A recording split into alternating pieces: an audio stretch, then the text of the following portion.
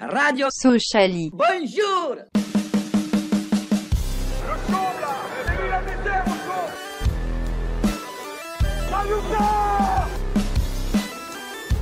On n'est pas des marchands de bonbons. Allez, Soso! Bonjour à toutes et à tous, bienvenue dans Radio Sociali, le 14e épisode de cette deuxième saison. On est en direct comme chaque dimanche sur Twitch et YouTube, en espérant que cette semaine il n'y ait pas de problème, parce que la semaine dernière donc, on n'a pas pu être en direct. Normalement tout devrait bien se passer. On va revenir très très rapidement sur cette qualif en Coupe de France face à Brest Jurafoot. Très rapidement, parce que bon, comme beaucoup de monde, on n'a pas pu voir le match. Après, on enchaînera avec un petit débat pour savoir si cette compétition, du coup, si la Coupe de France doit être un objectif cette saison. Ensuite, comme d'habitude, il y aura le quiz et on terminera en parlant du choc de la prochaine journée contre Toulouse. N'hésitez pas à donner votre avis dans le chat, que ce soit sur YouTube ou sur Twitch. Clément lira vos messages. Salut Clément. Salut Julia. Et aujourd'hui, avec moi, pour m'accompagner, il y a aussi Mika. Salut Mika. Salut les gars. Donc émission en petit comité. Alors on va pas faire de top et de flop cette semaine, on va commencer tout de suite, mais on va pas faire de top et de flop cette semaine, étant donné qu'on n'a pas vu le match. Si ce n'est que le gros flop, on peut dire que c'est la FFF qui refuse que les clubs diffusent les matchs, et du coup pas de diffusion. Donc qui prive les supporters de ce spectacle. Donc on va tout de suite passer à l'analyse du match. Donc cette victoire 3-1 qui s'est surtout jouée en deuxième mi-temps, avec des buts de Farage, Tebili et Adamanian, que la FFF l'accorde à Adamanian, visiblement, et El Bachir pour Brest Jurafoot qui a réduit le score à la 90e minute. On va essayer de parler un peu de ce match. Dans le chat, si certains étaient au stade, n'hésitez pas à donner votre avis. Qui veut commencer? Clément, Mika?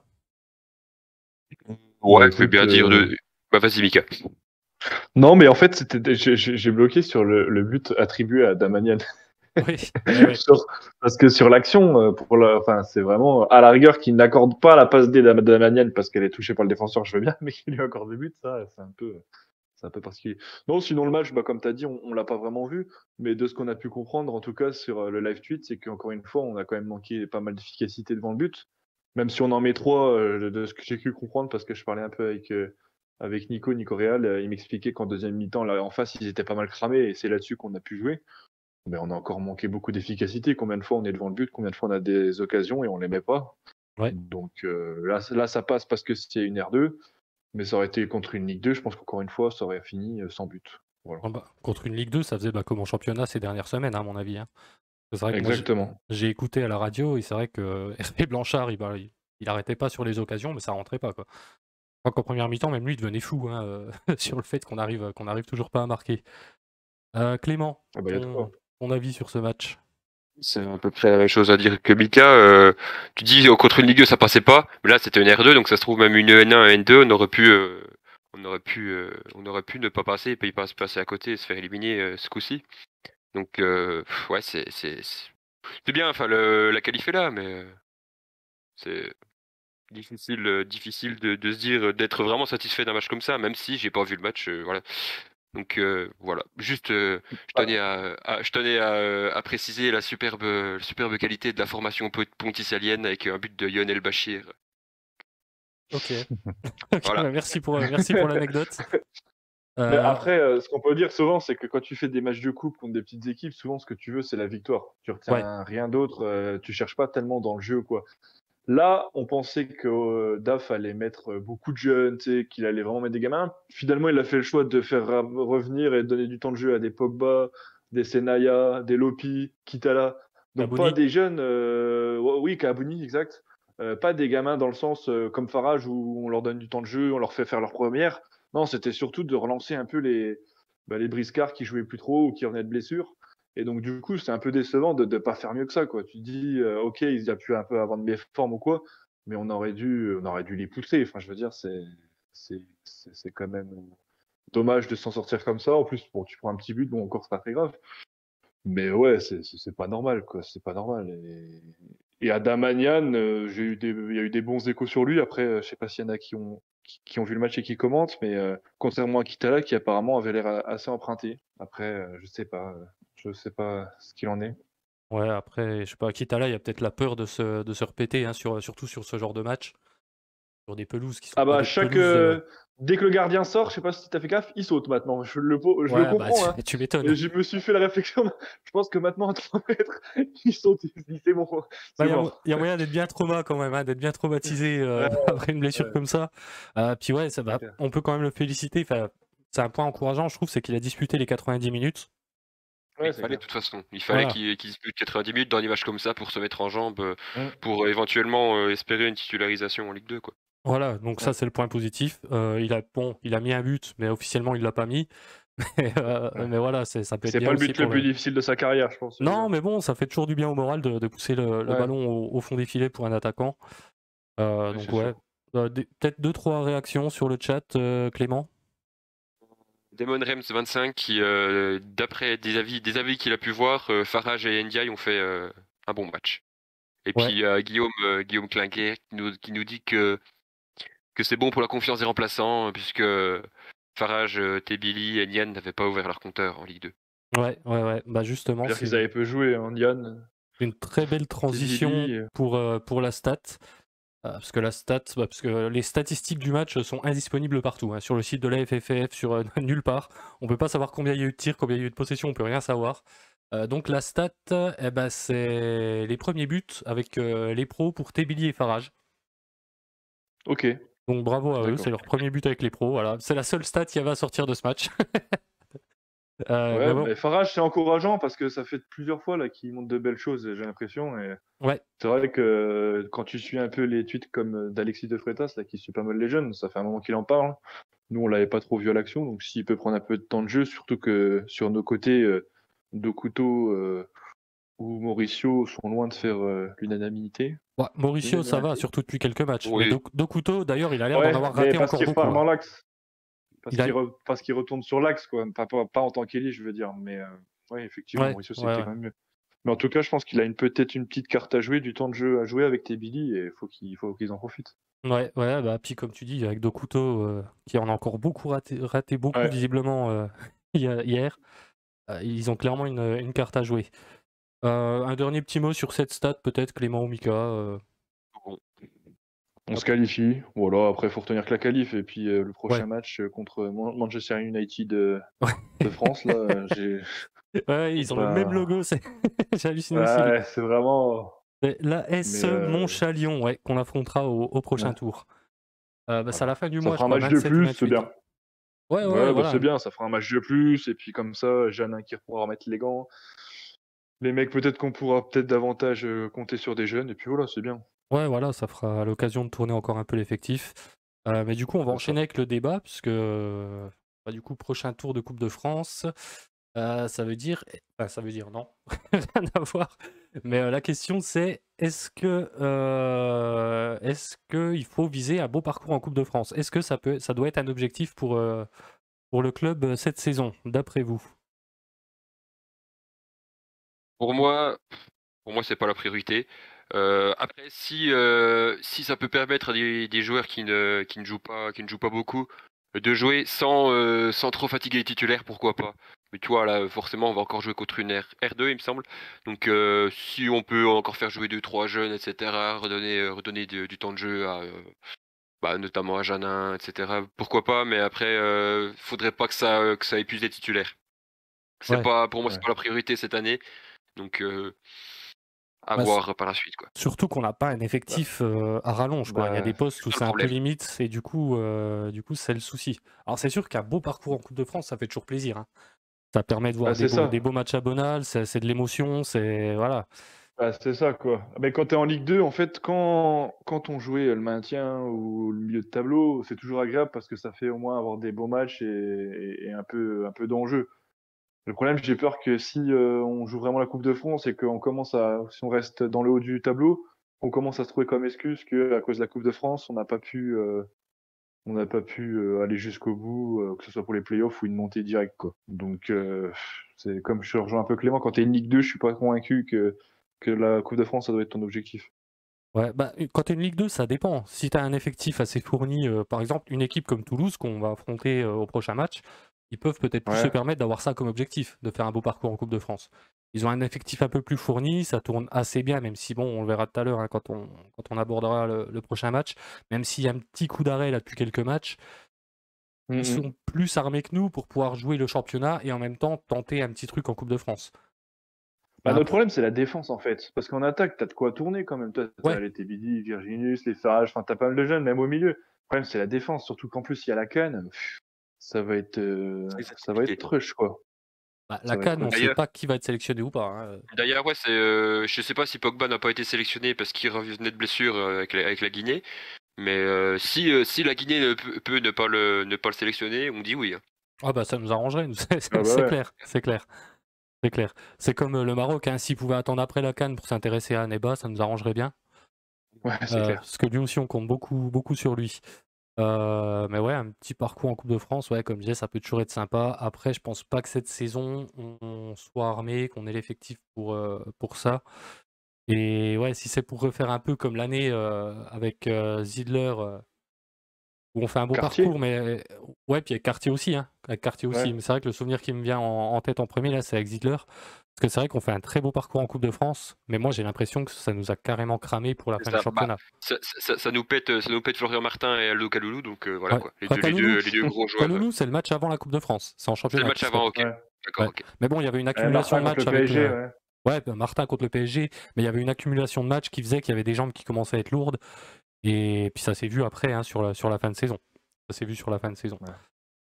Bon, on a fait le tour, hein, je pense, de cette question, sauf s'il y a des choses à rajouter dans le chat, par exemple.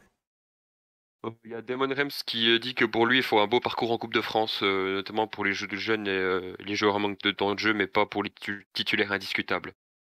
Oui. Voilà. Bah, après, le problème, c'est que quand tu passes les tours, tu tombes contre une grosse équipe. Tu peux pas trop te permettre de Forcément, mettre les jeunes. Voilà, t'alignes t'as la envie grosse de. équipe. Ouais. Donc je comprends le point de vue de Rems, mais après, ouais, c'est. Voilà, il y a débat. Bah, on a fini hein, avec cette question. Et bah, il est temps de passer au quiz de Clément. Messieurs, 5 joueurs à deviner avec les clubs par lesquels ils sont passés, enfin 4 joueurs et un entraîneur comme d'habitude. Et on va dire que je me suis dit on va essayer de corser un peu, c'est des joueurs qui sont pas faciles à deviner. Donc premier joueur, Olympique de Marseille, Nottingham Forest, ASNL, FC Sochaux, Gavanon. ASNL. Ah, bien joué. Bien vu. Ah, bien C'est joué. fort. Ah, il fallait Je sortir pensais pas que celui-là. vous alliez. Ouais, je pensais pas que vous alliez l'avoir. Un joueur qu'on a eu en prêt une demi-saison, je pensais pas, ou une saison entière, je sais Ah plus. si, les frères Gavanon, si. Ouais. Ah, Mais... bravo Mika. Ah, il a fait quelques bons matchs hein, chez nous hein, pendant son prêt en Ouais. plus. Bah ouais, j'ai pas un Saison, mauvais souvenir moi de Gavanon. saison Ouais. 2009-2010. Ouais. Deuxième, FC Rouen, EDS Montluçon, US Luznac, Dijon FCO, 3. Kerber Non. Arles-Avignon, Zulte Waregem, FCSM, 3. Olympique Novais, SC Jonquière. Oh la vache. Putain, je suis sûr que je peux le trouver. En sachant qu'il il était entraîneur des 2 dernières équipes aussi, il était entraîneur-joueur. J'allais dire du plus, mais je crois qu'il a fait l'inverse, c'est Sochaux et Non. Puis du plus, il est passé par Lens aussi. Ouais, non, c'est mais quoi oui. les deux derniers clubs? Je vous leur dis, FC Rouen, Ouais. Montluçon, Luznac, Dijon, 3, Arles-Avignon, Zulte Waregem, Sochaux, 3, Olympique Novais, SC Jonquière. Ouais, ok, donc le fait qu'il soit joueur entraîneur dans les deux derniers clubs, ça va pas m'aider en fait. Non, mais ça veut dire que déjà le mec il a déjà plus de 50 ans quoi. Ouais, un joueur de Ligue 2. Non, il a actuellement 34 ans. Enfin, un joueur qu'on avait en Ligue 2. Hein Il a 34 ans, donc il est pas très vieux. Ah, il a 34 ans, on l'a eu en Ligue 2. Bon, on l'a eu en Ligue 2 depuis 2014, tu veux dire? Ah putain, Julien, oui, ouais, forcément. Tousgar? Non, pas Tousgar. Ah bah non. Qu'est-ce que tu racontes tous Non. Qu'est-ce que tu racontes? Non, mais j'ai bugué avec 3 en fait. J'ai bugué avec 3, mais non. Zulte Waregem, Non, bah non, il est formé à Sochaux et Sochaux, 3. n'importe quoi. Qui jouait devant. Qui est assez costaud. Ah putain. Comment il s'appelle On l'a eu la première et la deuxième année en Ligue 2, il me semble. Comment il s'appelle, putain? Je vais pas vous donner le prénom quand même. Ah, là franchement je vois pas du tout. Un nom de famille portugais. Oh, Caceres. Caceres. Voilà. On l'a dit en même temps. Non, non, non, Oh, non, non. je l'ai dit avant, non, non. Non, c'est un escroc. C'est un Non. escroc. Tu Julien, tu réécouteras l'émission, Quoi je te promets que je l'ai dit Quoi avant. Il y a 2 C'est secondes avant, honteux. moi. Ah là, mais non. Ah, Mika, je pense que tu as une latence, une Ouais, grosse je latence. pense que t'as un mais, petit décalage. Parce que je te J'ai pas qu'une t'assure grosse que je l'ai latence, dit mais avant. c'est pas la question. Et Guillaume, bravo à Guillaume qui l'avait Putain. trouvé dans le chat sur Il Twitch. était entraîneur joueur Caceres là. Et aussi Ellie qui l'avait sur YouTube. Putain. Donc le prochain, j'allais dire le nom du joueur en premier, ok. Ouais, vas-y. Donc RC Lens, ASNL, Samsung Sport, Nîmes Olympique, Servette, Sochaux, Marseille, Guingamp, Kavala. Ah putain. Ah, c'est l'époque 2000, ça. Et ouais, dans les années 2000. Sochaux, Marseille, Guingamp. Et Kavala en Grèce. Ah putain, je suis sûr que je vais l'avoir. Donc formé à Lens. Lens, ASNL, Samsung Sport, et Nîmes Olympique, Elle a Servette, dit Diouf. Sochaux, Non. Olympique de Marseille, Guingamp, Kavala. Diouf, il est formé chez nous, s'il te plaît. Ouais, non, mais c'est le Lens qui me. Sochaux. Il était à Sochaux entre 2002 et 2005. Euh... Il était milieu de terrain. Lens. Il est de nationalité nigériane. Ah, Oruma. Voilà. Bien Oh, vu, Julien. Putain, trop con. Mais quelle merde, mais oui. Donc 2-1 pour Julien. Ensuite, Sochaux, Le Havre, Montpellier, Créteil, Troyes, Strasbourg, Boulogne. Attends, Sochaux. Le Havre, Montpellier, Créteil, Troyes, Strasbourg, Boulogne. Oh là là. À Sochaux, entre 93 et 97. Ah ouais, c'est mon époque, ça, en plus. C'est pas le joueur qui est décédé malheureusement, Mézag. C'est pas ça, c'est pas Mézag. Non, mais Zach, c'est plus récent. Ouais. Parce qu'il a fait Le Havre, Montpellier. Sochaux, Le Havre. Un Français. Créteil. Il a actuellement 49 ans. Ah, génial. Ça nous aide vachement, ça. Il a fait il est entraîné 3 équipes en tant qu'adjoint. Valenciennes, Marseille. Il est actuellement à Strasbourg. Non. Si je dis lui, ça va être une conne. Allez, je le tente. Stéphane Cassard. Stéphane Cassard, bien vu. Ah putain, yes. Le gardien là. Ouais. Putain, ouais. Après, si je vous disais entraîneur des gardiens, vous l'auriez trouvé tout de suite trouvé. Entraîneur des ouais, gardiens, ouais. je l'aurais eu direct, mais ouais. Oui, il a été entraîneur de gardien à Marseille aussi, non? Ouais. C'est ce que je viens de dire. Ok. Ouais, t'as dit 12 clubs, excuse-moi de pas les avoir tous retenus. Et bravo à Spoons qui l'avait dans le chat. Bravo à lui. Et enfin, le dernier, du coup, c'est un coach. Il a entraîné 3 Marseille, Alain, Portsmouth, Sochaux. Perrin, ouais, bien joué. On va terminer. Sochaux, Lyon, Saint-Étienne, Al-Khor, le Qatar, Al-Gharafa, Salal, la Chine et enfin l'ASNL. T'as le fin de carrière. Eh ben, bravo Mika, t'as limité la casse. Julien, victoire 3-2. En fait, 3-2. j'ai trouvé les trucs les plus compliqués comme un clochard. Ouais, oui. C'est ça. Bah bravo, hein. Fallait les trouver. Normalement, les dernières questions comme ça compte genre, tu vois, 3 points ou rien, tu vois, genre en mode. Ouais. Tente. c'est bien joué, c'est habile, hein, mais non. Ouais. Non. On va pouvoir enchaîner et parler du prochain adversaire, hein, le prochain match. Donc ce sera samedi prochain pour le retour de la Ligue 2 avec un choc au sommet face au Toulouse Football Club. Donc Toulouse, hein, qui est leader avec 30 points à domicile, puisque le match se jouera au Stadium. À domicile, c'est 4 victoires, 2 nuls et 1 défaite en 7 matchs. Leur seule défaite de la saison, c'est à domicile contre Caen. Et depuis, une seule victoire, 6-0 contre Auxerre et 4 matchs nuls. Donc, ce que je disais tout à l'heure, il y a un petit coup de mou.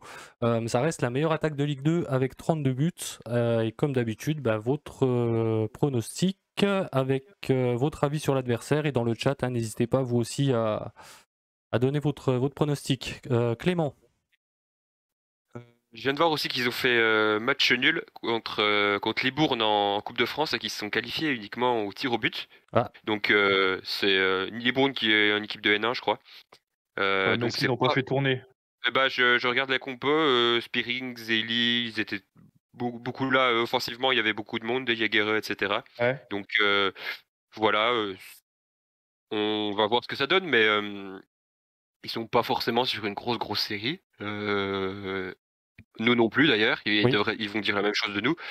Donc ça va être un match compliqué, hein, de toute façon au stadium. J'espère qu'on aura du monde qui iront en déplacement. Qui iront en déplacement ce jour-là, ces jours-ci. Et je suis pas forcément très optimiste, on va dire match nul 1-1 avec un but de Weisbeck pour leur mettre en jambe. Ouais, il en a besoin. D'ailleurs, en parlant, tu parlais de Libourne, Jérémy aurait pu nous faire un petit rapport sur Toulouse, hein, on lui passe le bonjour. Lui qui est à Libourne en ce moment. Salut mon pote. Bonjour et courage. Salut mon pote. Mika. Bah, je suis plutôt de nature pessimiste, donc je ne nous vois pas gagner. Je pense même que ça peut nous faire complètement sortir du trio, enfin vraiment qu'on décroche, surtout s'ils doivent gagner derrière. On est déjà plus dans le trio là, Par on est contre, quatrième. ouais, non, mais après, je veux dire, on est, non, enfin, si, on est à égalité de points avec Ajaccio, donc Ouais. techniquement, on est quand même dedans, mais je veux dire, après, vraiment en sortir et commencer à prendre du retard. Mais le truc, c'est que si on gagne, par contre, c'est exceptionnel parce que ça veut dire qu'on repasse devant Toulouse et là, tout est absolument relancé. Je sais pas trop. Je sais que cette équipe, j'avoue que là-bas, on avait perdu. Là-bas, on avait fait 0-0 et on avait une équipe à mes yeux moins bonne. Toulouse est pas dans une grande méforme, dans une grande forme, pardon. Je sais pas. Je pense quand même qu'on va perdre 1-0 parce que je ne sens pas capable d'aller gagner là-bas. Mais tu parles de la saison dernière, à ce moment-là, la saison dernière, ils étaient pas en forme du tout. Hein. Ouais, mais c'est ça, c'est que. On les avait limite un peu Mais relancés en faisant match nul là-bas. C'est ça, mais en gros, ils avaient vraiment pas de chance. Enfin, je veux dire, c'était assez. Et puis après, même le match retour chez nous où c'était litigieux, on nous a pas un penalty, je crois. Enfin, c'était pas mérité du tout. C'est vrai qu'on arrivait à les concurrencer, on arrivait à les disputer. Maintenant, je sais pas. Là, en ce moment, ça va faire un mois qu'on est vraiment pas bon, on n'est pas efficace. Et contre une équipe comme Toulouse qui, elle, est très efficace, Ouais. c'est pas du tout serein, quoi. Surtout que notre solidité défensive, on l'a un peu perdue. Je suis pas si à Neba, on va le récupérer encore. Donc, ouais, c'est pas du tout confiant. Ouais, mais c'est vrai que c'est un point important, hein, le fait qu'on ne sait pas si Aneba sera là ou pas. C'est vrai que s'il pouvait être là, ce serait un gros atout pour nous. Ouais. Après, ouais, c'est un déplacement très délicat. Un samedi à 15h. Je sais pas, je ne nous vois pas gagner là-bas. Personnellement, je ne nous vois pas gagner là-bas. Mais je vais dire un petit match nul 0-0. Allez, un match nul 0-0 du samedi après-midi. Où on se fait bien chier. Puis voilà, ça permet de pas trop perdre de points sur eux. Et ce serait. Ouais. Parce que moi, personnellement, je pense que si on perd, c'est terminé pour moi. Ah bah si on perd, ouais. Si on perd. Non. Et il reste une demi-saison. On peut pas dire que c'est terminé. Ouais, Ça sera mal au-delà de embarqué. ça, Ça sera mal embarqué et au niveau du mental, ça va être difficile, mais c'est pas terminé. Non, oui, c'est pas terminé, mais ça va beaucoup bien compliquer sûr les choses. qu'au niveau des maths, ça se passe. Oui, d'accord. Mais derrière, tu te mets 5 points dans la gueule, puis tu sais que tu n'arriveras pas à relever la tête parce que tu n'y arrives pas depuis un mois. Moi, je pense que c'est le premier duel où il faut pas perdre, mais après, on verra. Ouais, c'est vrai que ce match, il peut être à double tranchant. Hein. C'est vrai que si on perd, ça peut nous miner complètement. Comme Lens.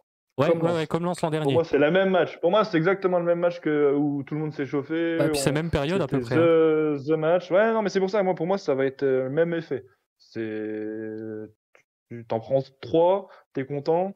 Et puis derrière, ben, tu chutes. Et puis Derrière, t'arrives pas trop à te relever. Ouais. Par contre, ouais, si on gagne, ça peut relancer tout le truc, quoi. Bah là, tu relances le championnat. Ouais, clairement. Ouais, vas-y. Sur YouTube, on a Michel Barrault qui pronostique une victoire 1-0 avec un but de Virginius. Et sur Twitch, Spoons est d'accord avec moi, match nul 1-1. Pour Guillaume, c'est match nul 0-0. Et pour Demon Rem, c'est une défaite de 1. avec des ah non, une victoire de 1 pour nous, Ah. puisqu'il y a des espaces chez le TFC.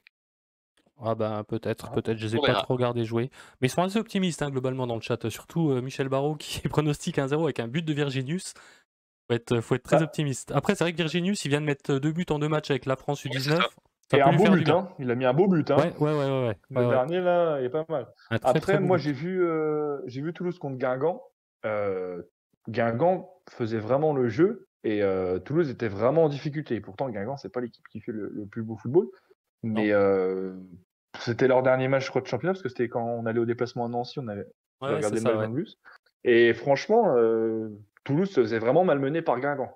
Donc après, comme il y a de la qualité individuelle, parce que je crois que ça a fini par un match nul de 2, mais ils étaient vraiment malmenés. Donc après, je sais pas. Ça dépendra aussi de ce que veut faire les choix de Daf. S'il insiste avec son 2 couteaux, s'il insiste avec sa même compo, on verra les choix qu'il fera. C'est ça, faudra voir en fonction des choix. C'est vrai que c'est un match difficile à lire, hein, à aborder. Un match assez compliqué à analyser. Et du coup, le joueur à suivre, c'est tout simplement le meilleur buteur de Ligue 2 cette saison. L'anglais Rhys Hayley, je ne sais pas si je prononce bien, un anglais donc de 26 ans, 8 buts et 3 passes décisives cette saison. À savoir que l'an dernier, il avait mis 14 buts en 32 matchs, il était déjà assez chaud. Et d'ailleurs, il avait fait ses débuts contre nous, le match aller où on fait 0-0 là-bas, il était rentré en jeu, pour la petite anecdote, contre nous. Puis c'est aussi 43% de duels gagnés, donc ça se débrouille pas trop mal. Comme tu disais, Mika, hein, ça compte visiblement beaucoup sur les individualités. Et là, je pense que c'est celle qu'il faudra surveiller. Je sais pas ce que vous en pensez. Ouais, lui restera pas en Ligue 2 longtemps, je pense. Hein. C'est encore une saison avec Toulouse, et puis derrière, mais il a fait pas mal de clubs, là, j'ai vu. Mais ouais, c'est un bon joueur. C'est vrai que c'est un très très bon joueur, assez complet. Donc après, à voir si on arrive à le tenir ou pas avec Pogba et Aneba s'ils sont disponibles. Sinon, ce sera du Didiou et ça sera tout double. Puis faudra s'attendre à tout. Clément, un petit avis sur ce joueur? J'ai vu qu'il a raté son tir au but hier contre Libourne. Après, ça veut pas dire grand chose, mais oui, c'est vrai que c'est vraiment un bon joueur de Ligue 2 qui devrait pas rester très longtemps en Ligue 2. Si Toulouse monte, ils ont peut-être un moyen de espérer le garder, mais si choke comme la saison dernière, ça risque d'être difficile de le garder en Ligue 2, ce joueur. Il choke, ok. Choke, ouais. Explique l'expression peut-être pour les plus anciens. C'est pour Michel Barraud.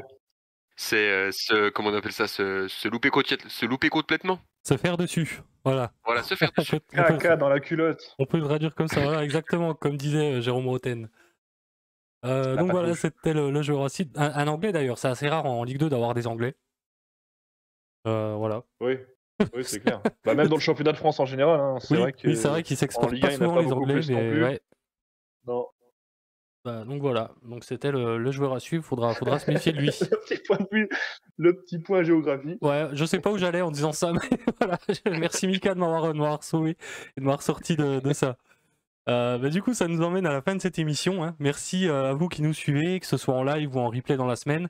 Ce sera comme chaque dimanche disponible dans la soirée sur toutes les plateformes habituelles, YouTube, Twitch, en podcast sur Spotify, Castbox, etc. De toute façon, vous allez voir tout ça. D'ailleurs, si vous nous suivez, vous pouvez recevoir les alertes dès qu'on est en live ou dès que les replays sont sortis. Donc n'hésitez pas à nous suivre sur YouTube pour activer la petite cloche.